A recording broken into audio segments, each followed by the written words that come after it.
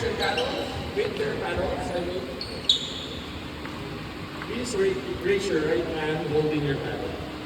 I state your name. I, Ronald Rodriguez, Pledge my commitment to good sportsmanship in this tournament. I promise to respect my opponents promise to respect my opponents and treat them with courtesy, and treat them with courtesy, win or lose. win or lose. I promise to be honest in all my line calls, remembering that honesty is essential to the game. Remembering that honesty is essential to the game. I promise to respect the rules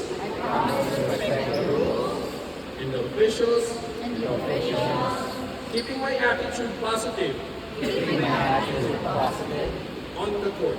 on the court. Above all, I promise to have fun Promise to have fun and celebrate the effort and celebrate the effort of every player here today.